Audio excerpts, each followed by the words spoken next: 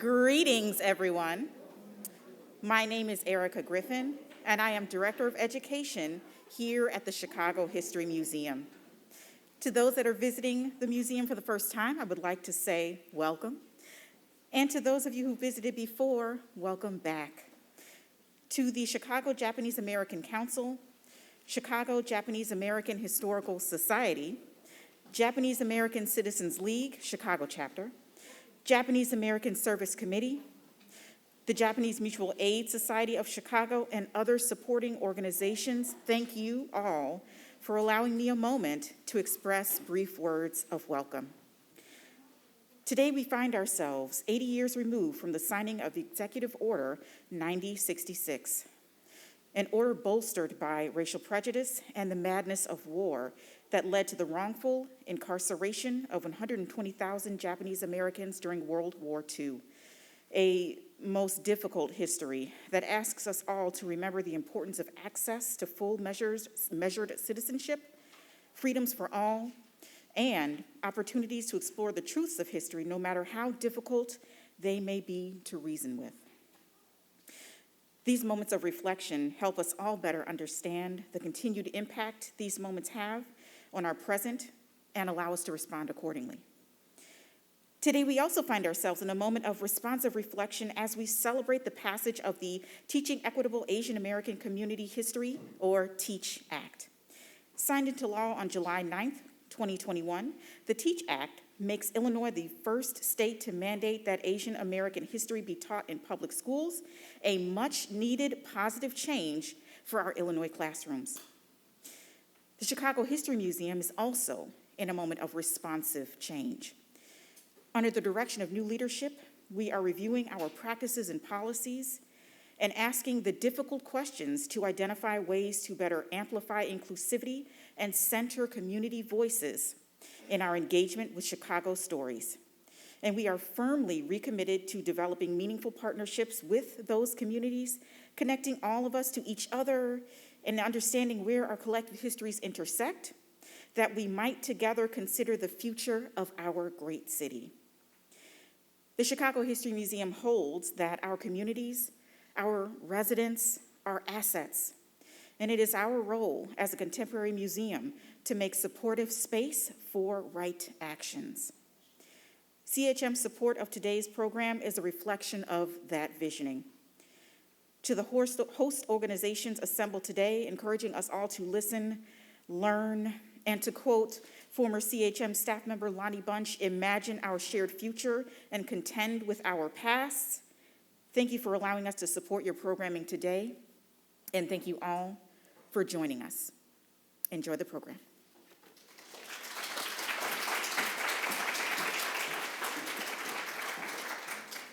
Thank you, Erica. Hello, everybody, and welcome to Chicago's Day of Remembrance 2022. To get things started, I ask that all who are able to please rise in acknowledgement of our Japanese American veterans from the Chicago Nisei Post number 1183 as they post the colors.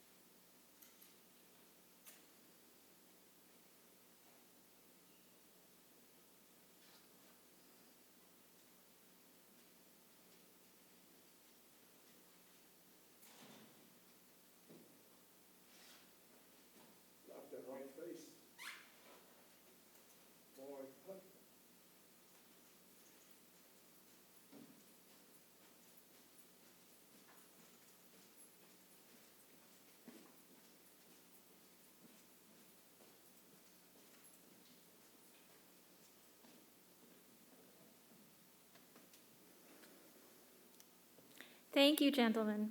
Let's put our hands together to show our appreciation for the Nisei Post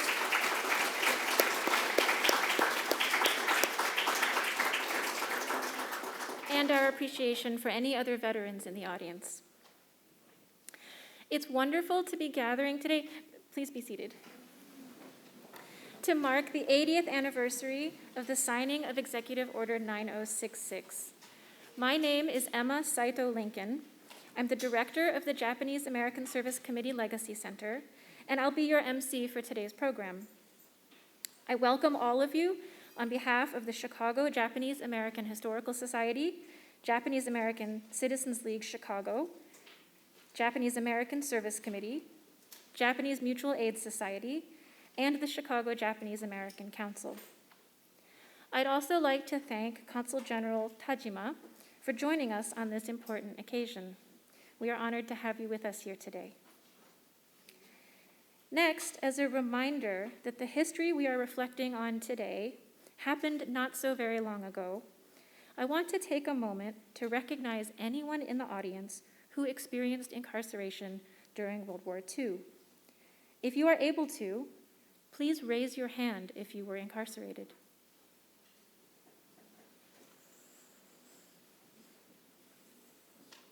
Thank you. And how about a showing of hands from anyone who has family members who were incarcerated? Thank you. The Japanese American community holds this annual event in honor of all of you, so that this traumatic episode in American history is never forgotten. Thank you for being here with us today. In your programs, you will see an official proclamation from Mayor Lori Lightfoot declaring that today, February 20th, 2022, is the Day of Remembrance in Chicago. Mayor Lightfoot also recorded a greeting for this occasion, which we will share with you now.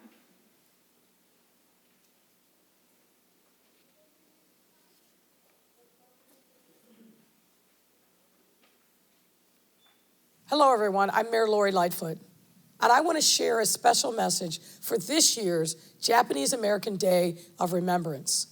Every year, Chicago's Japanese American communities commemorates the February 19, 1942 signing of Executive Order 9066.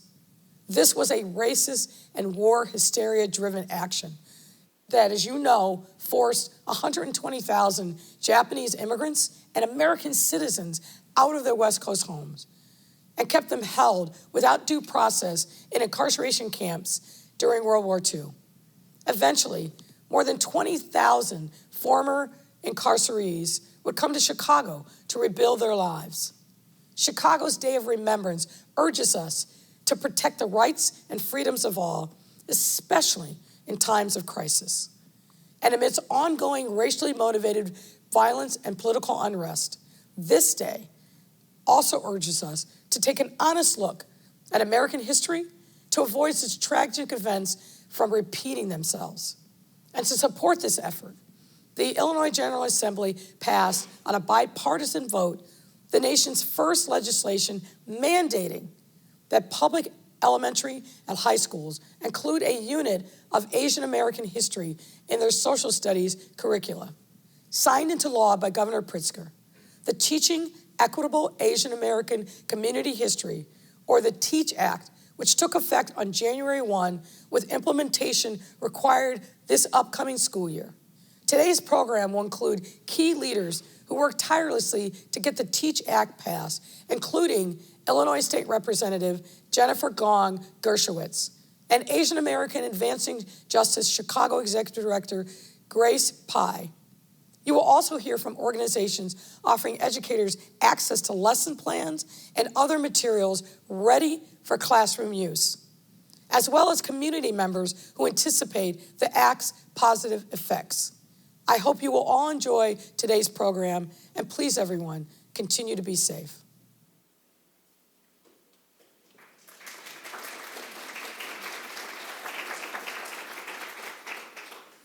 We thank Mayor Lightfoot for her continued support and deeply appreciate the recognition from the City of Chicago. Next, I'd like to invite Betty Nakashima to join me on the stage. Betty is a junior at Glenbrook South High School in Glenview, Illinois. She will be reading excerpts from Executive Order 9066, the Civilian Exclusion Order, signed by President Franklin D. Roosevelt on February 19, 1942.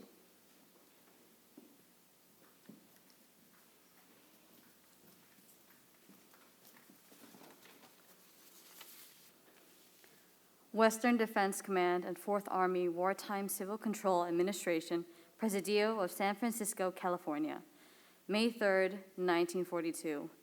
Instructions to all persons of Japanese ancestry. Pursuant to the provisions of Civilian Exclusion Order Number 34, this headquarters, dated May 3rd, 1942, all persons of Japanese ancestry, both alien and non-alien, will be evacuated by 12 o'clock noon PWT, Sunday, May 9th, 1942. No Japanese person living in the above area will be permitted to change residence after 12 o'clock noon PWT, Sunday, May 3rd, 1942, without obtaining special permission from the representative of the Commanding General, Northern California Sector, at the Civil Control Station.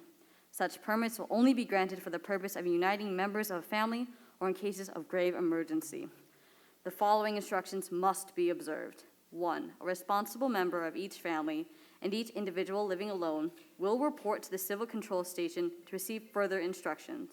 This must be done between 8 a.m. and 5 p.m. on Monday, May 4th, 1942, or between 9 a.m. and 5 p.m. on Tuesday, May 5th, 1942. 2. Evacuees must carry with them on departure for the Assembly Center the following property. A. Bedding and linens and no mattress for each member of the family. B. Toilet articles for each member of the family. C. Extra clothing for each member of the family. D. Sufficient knives, forks, spoons, plates, bowls, and cups for each member of the family. E. Essential personal effects for each member of the family. All items will be securely packaged, tied, and plainly marked with the name of the owner and numbered in accordance with instructions obtained at the Civil Control Station. The size and number of packages is limited to that which can be carried by the individual or family group. 3. No pets of any kind will be permitted. 4. No personal items and no household goods will be shipped to the Assembly Center. 5. The United States government, through its agencies, will provide for the storage at the sole risk of the owner of the more substantial household items, such as iceboxes, washing machines, pianos, and other heavy furniture.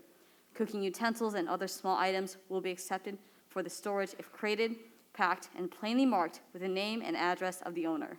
Only one name and address will be used by a given family. 6. Each family and individual living alone will be furnished transportation to the Assembly Center or will be authorized to travel by a private automobile in a supervised group. All instructions pertaining to the moment of travel be obtained at the Civil Control Station. Go to the Civil Control Station between the hours of 8 a.m. and 5 p.m., Monday, May 4th, 1942, or between the hours of 8 a.m. and 5 p.m., Tuesday, May 5th, 1942, to receive further instructions. J.L. DeWitt, Lieutenant General, U.S. Army Commanding. Thank you.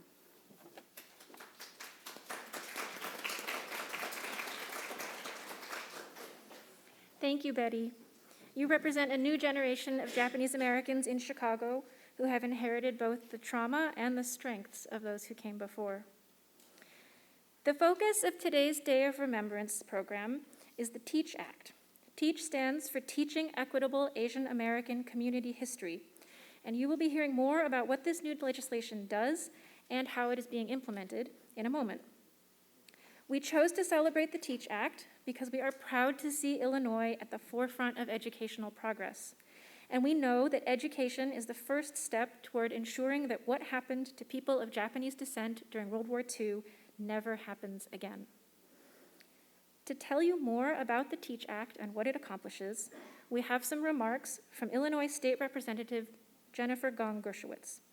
An Asian American herself, she represents District 17 in the Illinois State Legislature, and she was a co-sponsor of this groundbreaking legislation.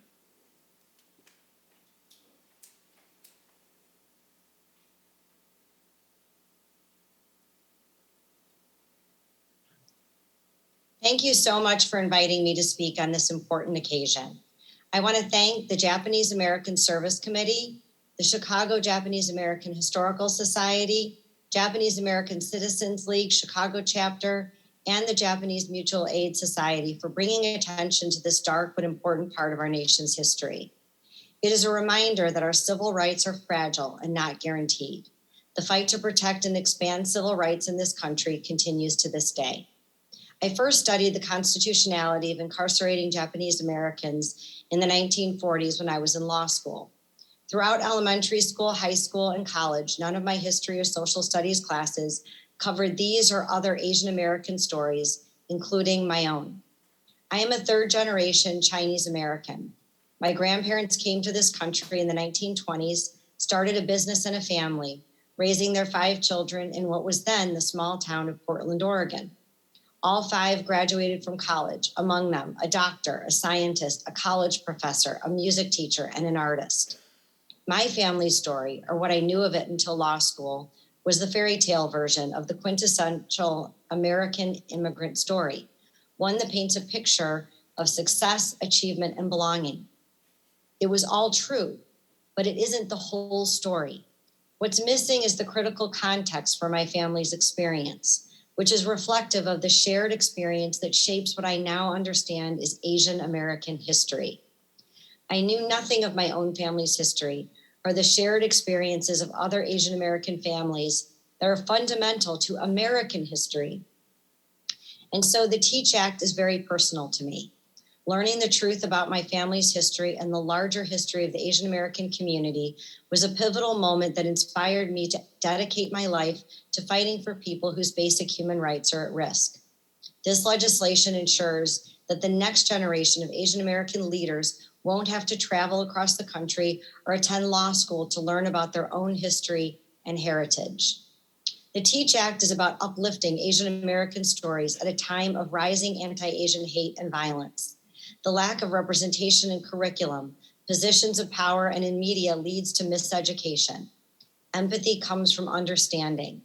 We cannot do better unless we know better. But when people don't learn about Asian Americans, the effect is non-Asian people start to believe in stereotypes and behave towards Asian Americans based on those stereotypes. A lack of knowledge is the root cause of discrimination, and the best weapon against ignorance is education. As a legislator, my job is to shape policy that reflects my community's values and to fulfill my duty each and every day to act in the public interest and for the common good. As one of only 4 Asian Americans out of 118 members of the Illinois House of Representatives, I also have the distinct honor and responsibility to ensure that the Asian American community has a voice in the Illinois legislature. Thank you all for the work that you do to educate the public and commemorate this vital piece of American history. And thank you again for inviting me here tonight.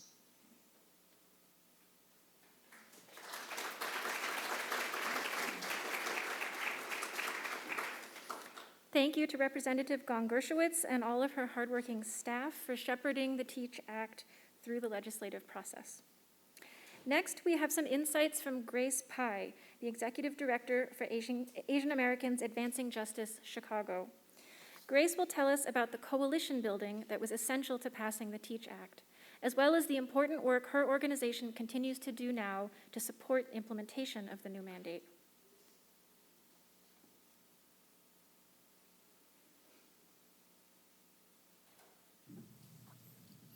Hi, my name is Grace Pai, and I'm the Executive Director of Asian Americans Advancing Justice, Chicago. I'm really honored to join today's Day of Remembrance program and to share a little bit about the coalition that made the TEAACH Act possible here in Illinois. We passed groundbreaking legislation, and that wouldn't have been possible without all of our communities coming together and uniting behind this effort to make sure that Asian American history is part of the curriculum that our students are taught. First, I want to start by giving a shout out to all of the organizations that were part of our TEAACH Act steering committee, including the Japanese American Citizens League Chicago chapter, Japanese American Service Committee, the Hana Center, Indo-American Center, Cambodian Association of Illinois, Chinese Mutual Aid Association, and the Coalition for a Better Chinese American Community.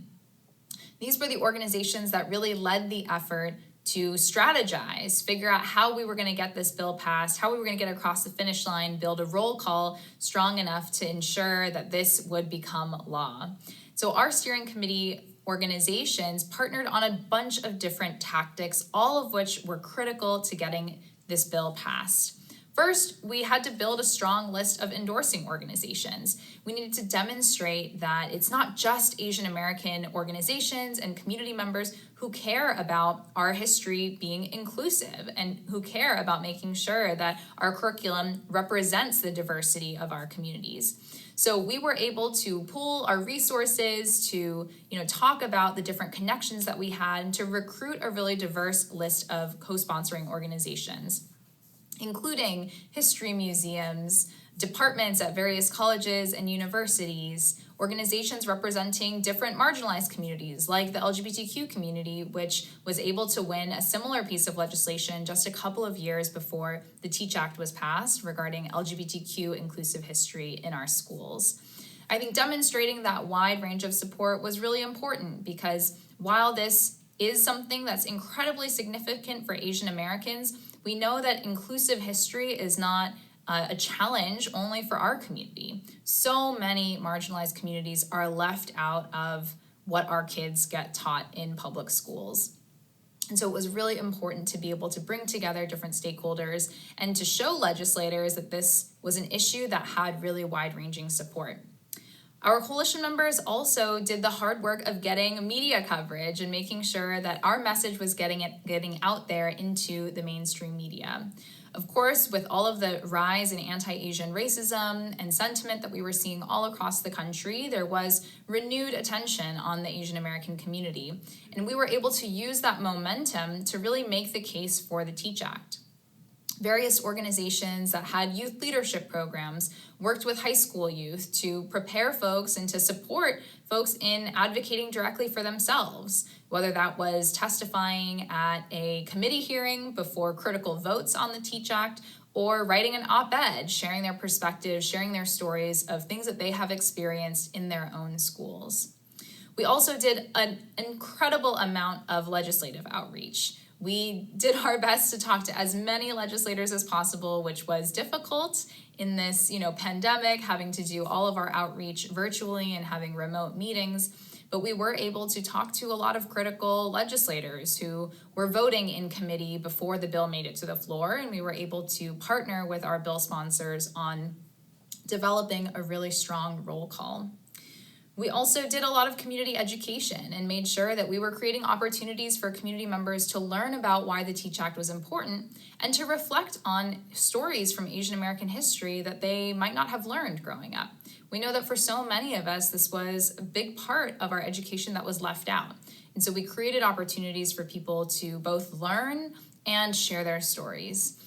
In total, we collected 65 personal testimonies, some of which were illustrated and shared on social media. We mobilized more than 1,000 witness slips in support of the TEAACH Act at critical times right before committee votes.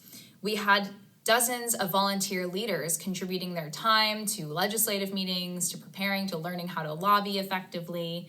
And we also mobilized hundreds of emails from constituents directly to their legislators. We know that that is one of the most critical parts of outreach and winning a campaign.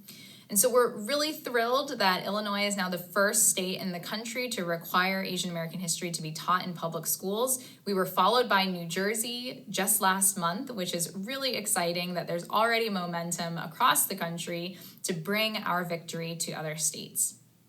In terms of implementation, we also know that the fight is not over, and while passing the bill was a critical first step, we have to make sure now that Asian American history is taught in schools, that schools are following the requirement, but also that teachers have the resources that they need. We know that teachers are under an incredible amount of stress these days, and so we want to make it as easy as possible for teachers to get access to quality curricular materials, lesson plans, videos, and the like. And so to that end, we are continuing to work on implementation, and we will be providing free teacher trainings to ensure that teachers have access to quality professional development, and then they get credit for those hours as they prepare for the next school year when the TEAACH Act will finally go into effect. We also are conducting school outreach, proactively reaching out to schools and districts to ask them if they would like to set up professional development trainings, but also to, kind of give them a nudge and say, hey, what about the TEAACH Act? Do you have a plan for how you're going to make sure that your school is in compliance? So we're really excited about all of that work, and we'll be providing curricular resources online, a compilation of all of the wonderful resources that are out there to ensure that legislators also, or not legislators, but teachers, to ensure that teachers also understand that the Asian American community is very diverse, and that teaching one day, cherry picking a couple of examples is not enough, and that we really want them to strive to embody the full diversity of the Asian American community.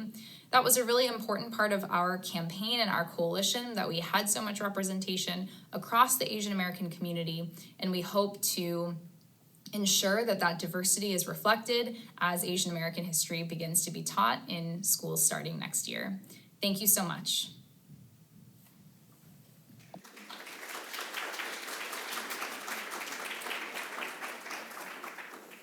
Thank you to Grace and to everyone at Asian Americans Advancing Justice Chicago and all of the members of the TEAACH Coalition.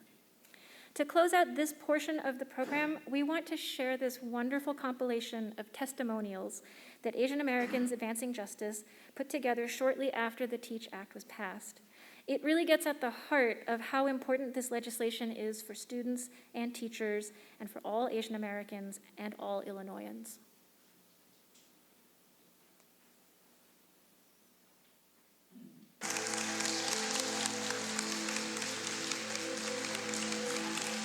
The TEAACH Act means so much to me, and honestly, it's even more remarkable that we are the first state in the nation to do so. I think, this morning I was telling my friends just how happy I was, because even though, as a college student, I won't get to experience the curriculum, it's just really moving to me to know that the younger students and my own younger siblings as well will actually get to see themselves represented in the curriculum. So for me, it just means that my little siblings and just the future generations will really learn about what it means to be Asian American. Personally, when I was in elementary school, I never got to learn about my history. Specifically, Asian American history was always really watered down, very whitewashed, and pretty much we only learned about colonization, and we never got to learn the amazing things that Asian Americans did in the United States. I didn't learn about the contributions of Asian Americans growing up, and I hid that part of my identity for a really long time. And to know that future high school students, middle school, elementary school students are going to be learning about the contributions of Asian Americans. They could name an Asian American hero in history. It makes me so excited and proud, and I'm grateful to be in such a welcoming Illinois state. I'm so honored to be a part of, actually making this happen in Illinois, and I know it's going to be a lot of work, but it's definitely necessary work that needs to happen. I'm so excited that the TEAACH Act has become law today. We worked so hard. We had so many coalition members who really came together to make this happen, and I couldn't be happier that we're going to start teaching Asian American history in Illinois public schools starting next year.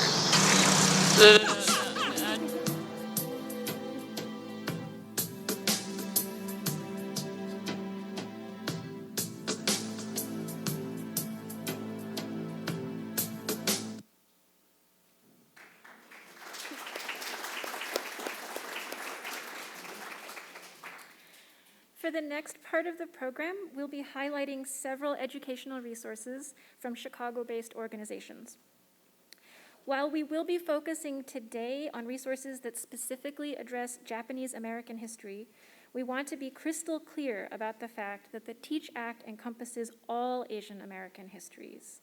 The diversity within Asian American identity is a beautiful thing, and the Japanese American community stands in solidarity with all of the other Asian American communities in Chicago and across Illinois to ensure that our collective voices are heard.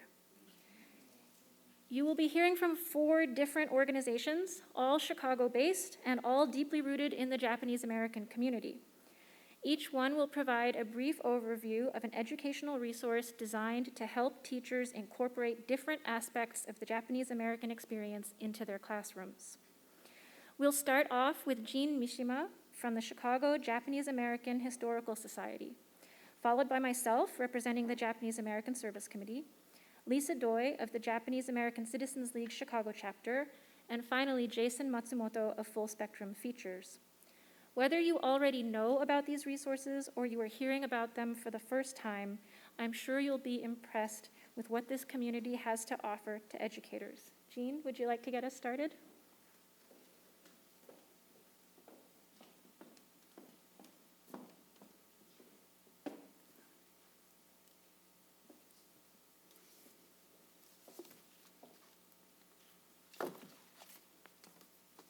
Good afternoon. My name is Jean Mishima. I'm president of the Chicago Japanese American Historical Society, otherwise known as CJAHS. Oops. I went too far ahead. Anyway, I goofed again, as usual, but we'll catch up to that. The Chicago Japanese American Historical Society main mission is to educate the general public on the experiences of the Japanese American incarceration during World War II and how it continues to be relevant to racism today. Building bridges. This is in spite of the COVID pandemic, we have worked for 2 years on developing a curriculum and lesson plans in preparation for 2 virtual teachers' workshops that we presented last year, April of 2021, titled Building Bridges, the People of Japanese Answer Incarceration During World War II and Relevance to Racism Today.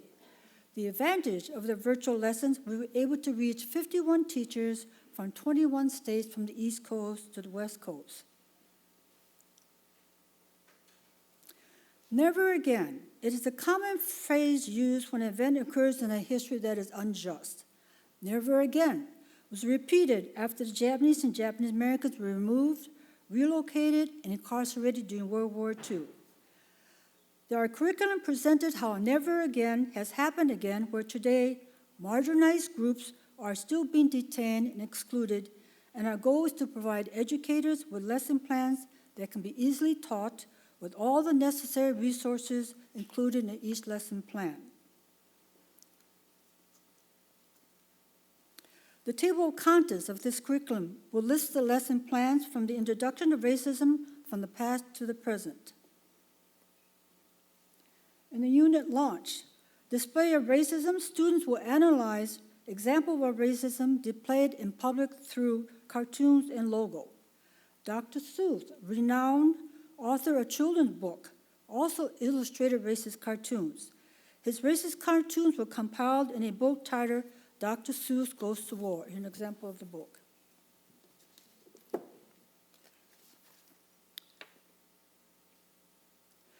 The prehistory of the anti-Asian campaign began with the Chinese in the mid-1840s, which resulted in the passage of the Chinese Immigration Act of 1882, which stopped all further immigration of Chinese laborers. So the United States went to Japan, asking them to allow their laborers to come to the United States to fill in the gap. Then the organized anti-Japanese campaign began in 1907.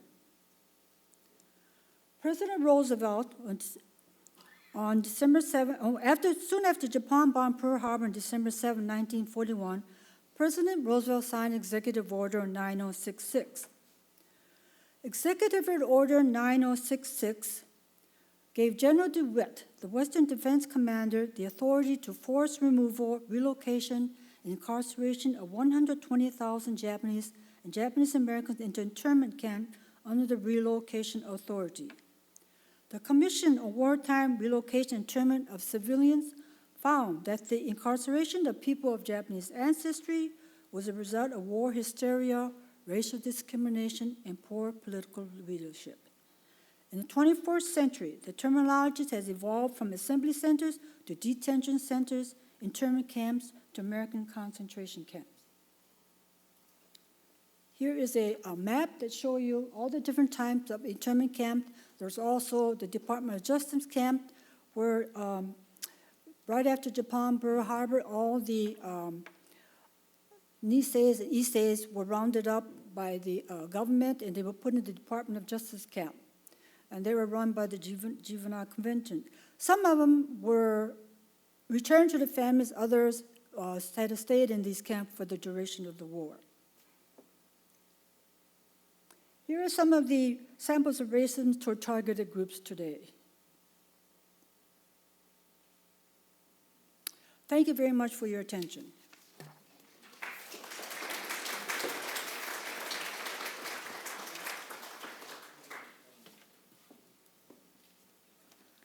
Thank you, Jean. The resources I'll be highlighting next were part of the same grant project as the Building Bridges curriculum. And in fact, one of them is the basis of lesson 6 in the curriculum that Jean developed. For those of you who are not familiar with us, the Japanese American Service Committee, or JASC, was established in 1946 to assist former incarcerees with job placement, housing, and access to a variety of support services and resources as they arrived in Chicago to rebuild their lives.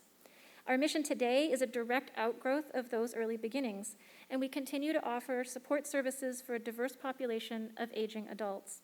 We provide language classes and cultural programming, and we preserve the heritage of the Japanese American community. We accomplish that last part through the JASC Legacy Center, which is a library and community-based archives that was established in 1999. All right, here we go. After 3 years of hard work, these 2 resources were launched last fall, and I'm so excited to share them with you today. Uprooted and Reckoning were originally envisioned as online exhibits, but they're more accurately described as online experiences. They are digital, interactive, and multi-generational narratives that feature first-person voices and Chicago connections.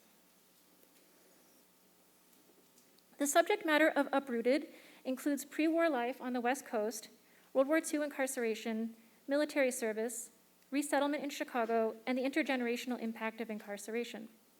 Reckoning focuses on the Japanese American redress movement and covers redress, reparations, community organizing, the legislative process, and the Civil Liberties Act of 1988. Overarching themes include a wide range of topics that are highly relevant to contemporary issues. Although both resources were designed for a general public audience, we believe that Uprooted is particularly well-suited for students in grades 6 through 12, while Reckoning may be more appropriate for students in grades 9 through 12 and college.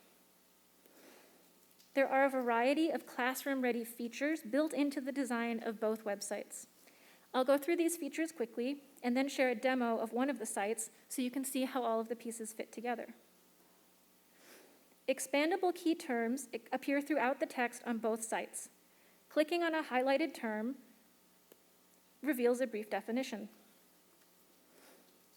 Reflection questions appear toward the end of each chapter, prompting students to synthesize the information and think more deeply about what they've learned. Interactive question and answer sections provide students the opportunity to converse with real individuals sharing their own personal experiences. This feature was inspired by the holographic theater at the Illinois Holocaust Museum and was built on the foundation of JASC's extensive oral history collection. For each of the 3 storylines in Uprooted and for each chapter in Reckoning, we've compiled a supplemental resources list. The lists include primary sources in a variety of formats, accompanied by discussion questions to prompt further exploration. We've also included extensive bibliographies that reflect the deep research that went into the creation of each story. For more advanced students, these bibliographies can serve as a jumping-off point for projects and assignments. Let's take a quick look at Uprooted to see how these elements fit together. Uprooted is divided into 3 distinct storylines that feature 3 different families. In each story, you will meet a second-generation Nisei who experienced incarceration, a third-generation Sansei child of that person, and a fourth-generation Yonsei grandchild. Using Chiyoko Omachi's story as an example, you can see our story begins in Terminal Island, near Los Angeles, California. Chiyoko was 15 years old when Pearl Harbor was bombed. And here's an example of a key term.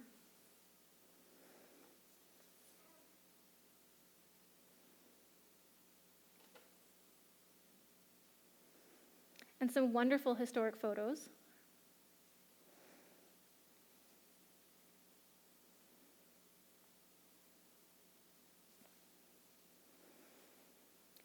And a reflection question for chapter 1 of the story.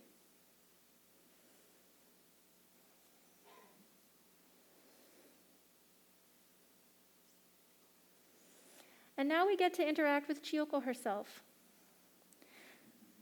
We're going to ask her, when you had to evacuate Terminal Island, what was the hardest thing to leave behind? On our mantle, Papa had made, I had a yacht with wheels. And instead of a kiddie car, I had this little yacht with a cabin. Oh, that was so cute. We had to leave that there. I think we gave it to our neighbors and gave everything to our neighbors, one and all. But some things were really quite wonderful and precious. I hope someone's enjoying those things. But that was, many, many years ago, 70, 80 years ago. They certainly would be gone by now. The rest of the story follows Chiyoko's journey through incarceration and resettlement and includes chapters on her daughter's experiences growing up in Wilmette and her grandson's upbringing in Deerfield. In the interest of time, I'll skip showing the supplemental resource list and the bibliography. And while we don't have time to look closely at Reckoning, it follows a very similar structure. We think there are a lot of reasons why students will find Uprooted and Reckoning especially engaging. The characters are real people, and in many cases, they are children, teenagers, and young adults as their narratives unfold. The choice-based structure provides a choose-your-own-adventure element, and the interactive question and answer sections make complex topics less abstract.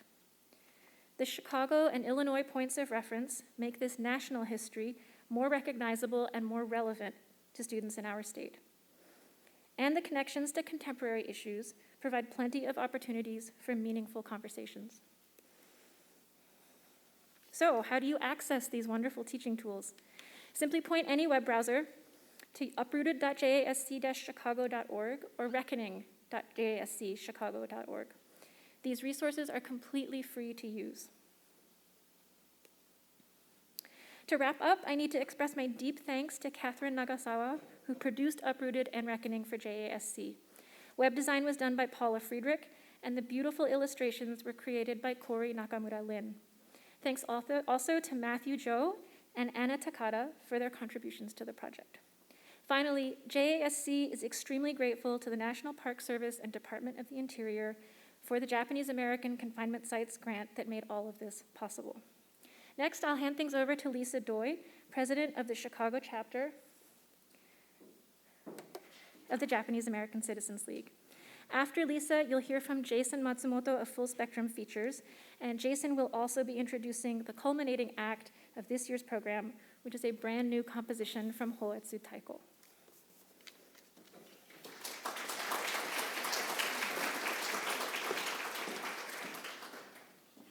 Thank you. I'm going to talk a little bit about a program that JCL Chicago has that's available to classrooms in Illinois and beyond because we can do it virtually.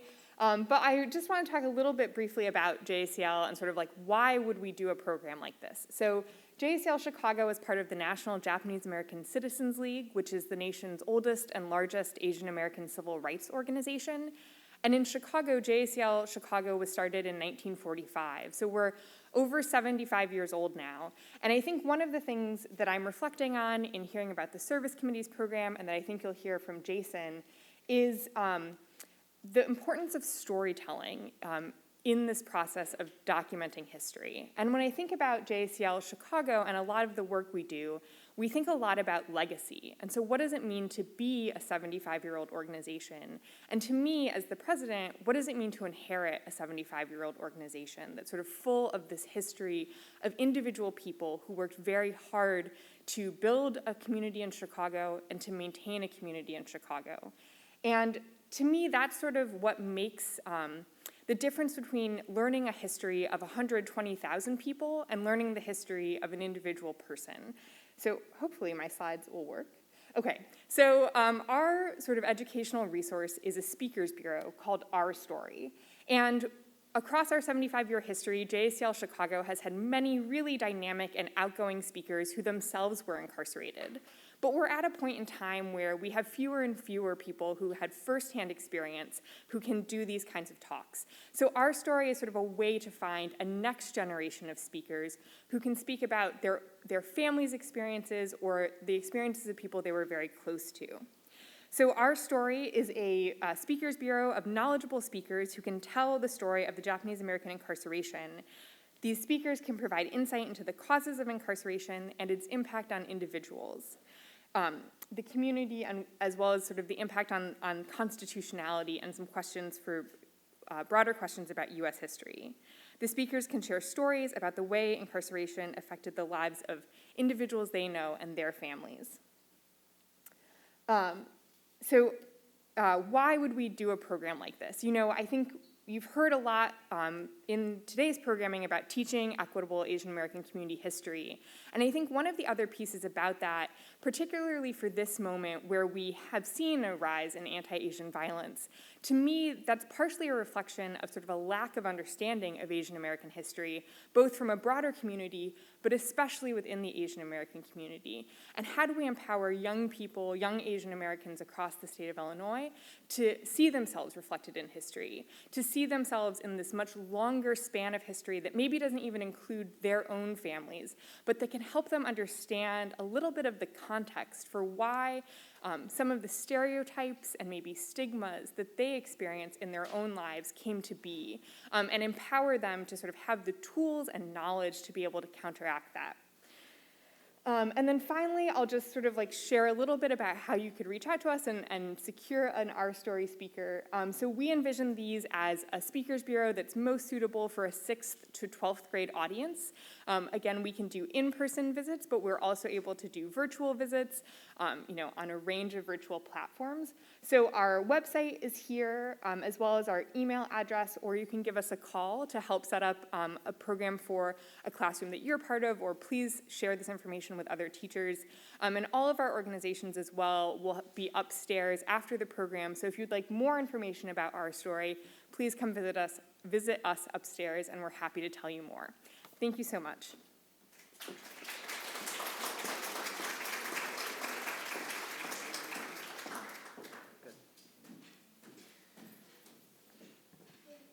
Hi, everybody.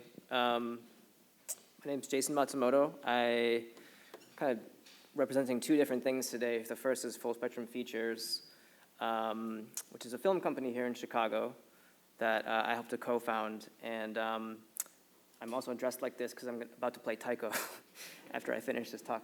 So, and I think, you know, just hearing the other three speakers, just the wealth of tools and resources and different things that are at the disposal of Illinois teachers and teachers more broadly across the country is really spectacular. Full Spectrum Features is a 501c3 nonprofit film organization. We do scripted filmmaking, so that's not documentaries, but films with scripts and actors and different things.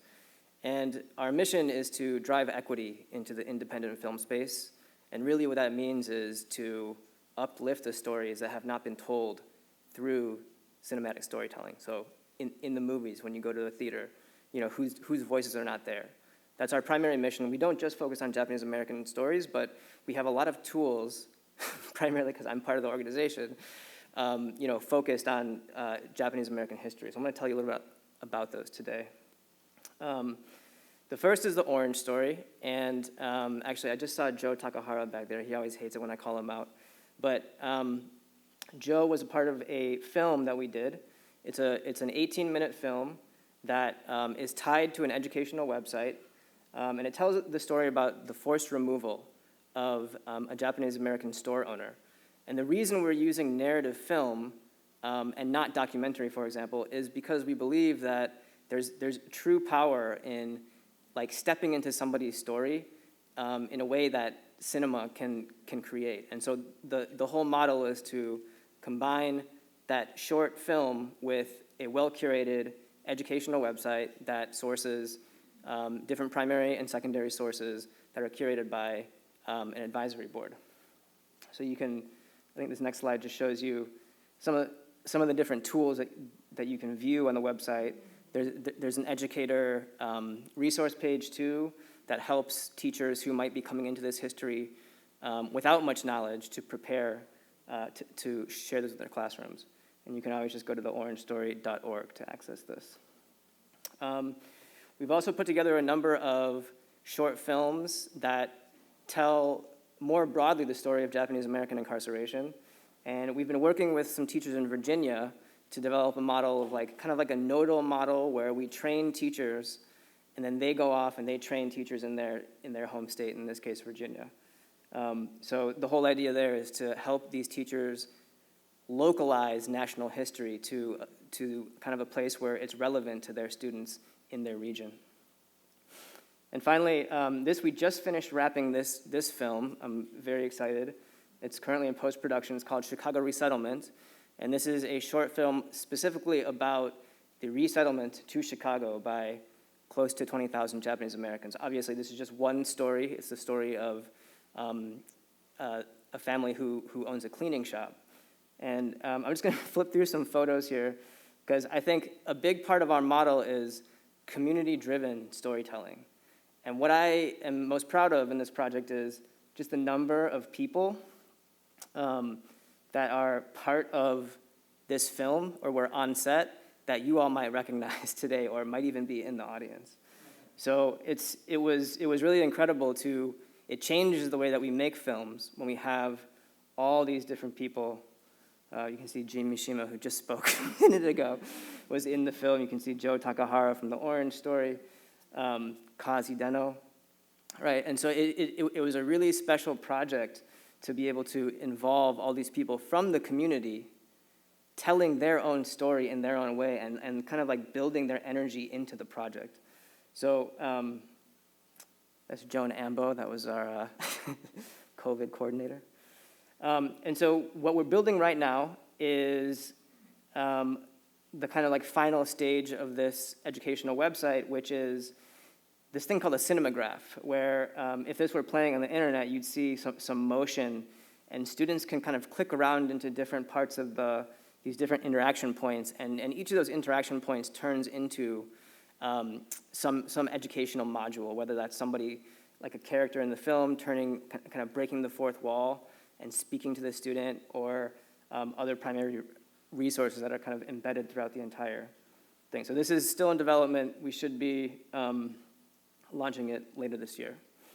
And you might be asking, why do a bunch of film people make educational tools? And I think this to me really sums up like what it takes for us to do this right, and to not center the film company itself as the experts in education. So this is our advisory board. I'm sure you'll kind of recognize a number of names here.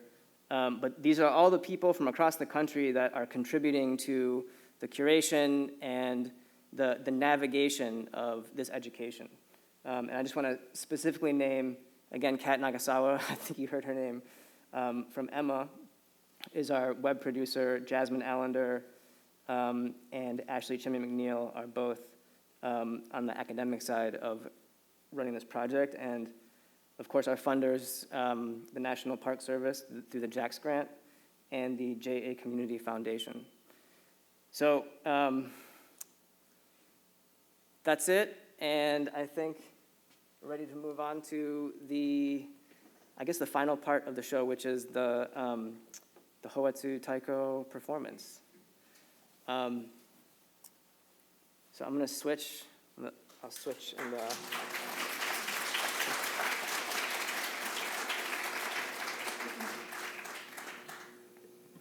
So I'm going to do a quick introduction of Hoatsu, and then I'm going to ask Emily Harada, who wrote this piece with me, to talk a little bit about the piece. So Hoatsu Taiko, this is our 23rd or 24th year in existence. Our home base is just around the corner at the Midwest Buddhist Temple. Our lineages, we come from the very first group, the very first Taiko group here in Chicago, the Midwest Buddhist Temple Taiko group, which formed in Chicago in 1977. We have a model in which we try to really uplift Japanese American Taiko and blend that with the personal and musical backgrounds of all of our members in a way where we want to create music that is meaningful to ourselves and to our audiences. So I hope you enjoy this. Emily and I have been working hard, and the rest of the group has been working really hard to get this done before today. So. Okay. Hi, so I'm going to talk a little bit more about the piece that we wrote for today. So when the Chicago DOR committee asked us to write a new song for today's historic 80th Day of Remembrance, we were excited to take on what seemed like a challenging artistic process. How do you capture the complexity of what this nationwide day of commemoration signifies? How do we make it meaningful to so many people who inevitably have different relationships to this history? And how do you bring it to an audience of our friends, our parents, our aunts and uncles, cousins, and grandparents? Although Jason and I have played together for half of our lives, this is the first time that we have collaboratively composed. We have different approaches to taiko composition, but through conversations around DOR, we centered around two concepts of how we want to commemorate this day, which is standing alone together and home style, and wanted to bring a possibly unexpected, upbeat sense of joy as an ode to the community that is here in Chicago and for the progression we've made and continue to strive for. This piece is still unnamed, and we believe that a name will come and that it will be shaped by the feeling of the piece settling into each member of Hoatsu Taiko and into you, the audience. You'll hear interlocking rhythms, unsettling rolling, changes in the G or foundational rhythm played by Ryan Toguri, and times when every instrument comes together. You will experience shifts in the tone of the piece from something light to intense to chaotic and back to settled. And all of this is intentional. It represents the themes of the piece. You'll also see some choreography that was jointly developed by the other members of Hoatsu as they were learning the song. This is uniquely Hoatsu. It is what makes this ensemble special, the wholehearted effort by all the members to contribute something from themselves to a project like this. This piece is still fresh, and the ensemble is excited to continue to shape and develop it over time. We would love to hear today what your take is on what you hear. What meaning did this have for you? And when we think of commemorative art, the living memory and reaction of the people who hear this is a critical part of the process. This is for all of us, and it will continue to shape, morph, and shift over time. Thank you for having us today. Please enjoy.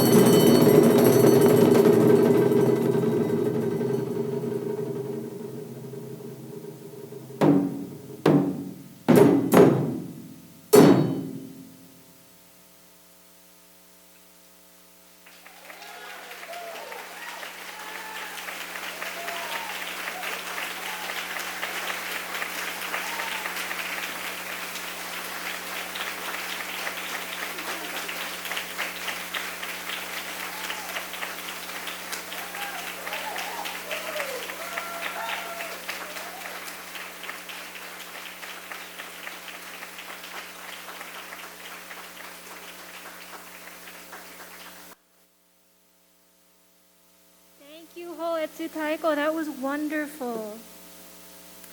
Before we conclude the program, I just have a few announcements and acknowledgments to make. First, I want to share the excellent news that 6 days ago, on February 14th, the United States Senate passed a bill to establish the former incarceration site known as Amachi in Granada, Colorado, as a National Historic Site.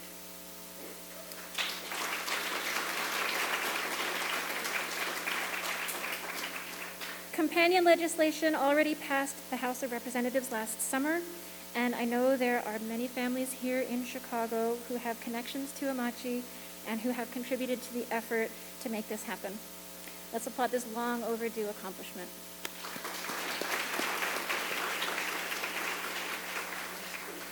I also want to mention that the educational resource list that has been added to the Chicago DOR website is the best way to find all in one place information about the resources that we shared with you today. We encourage you to share the resource list with any educators in your circles. It includes all of today's resources, plus a small selection of additional resources. You are all invited upstairs after we conclude. You could go up the stairs or take the elevator, where the DOR organizing committee members have set up tables with information about our respective organizations. Although we decided to forego refreshments this year out of an abundance of caution, we hope you'll come up and say hi before you head home. You are also welcome to explore the museum exhibits or grab a bite to eat at the museum cafe. The cafe is open until 4 and the museum closes at 5. If you parked in the lot north of LaSalle, please remember to have your parking ticket validated before you leave. Finally, I would like to thank the Chicago History Museum for hosting us, as well as the Chicago Nisei Post number 1183, Hoatsu Taiko, my fellow planning committee members, Lisa Doi, Mary Doi, Karen Kanemoto, Jean Mishima, Brian Ozaki, and Mike Tafara, and the Chicago Japanese American Council for their financial support. And thank you to all of you for joining us today. At this time, please rise if you are able and remain where you are for the retiring of the colors by the Nisei Post Color Guard. After the retiring of the colors, the program will conclude.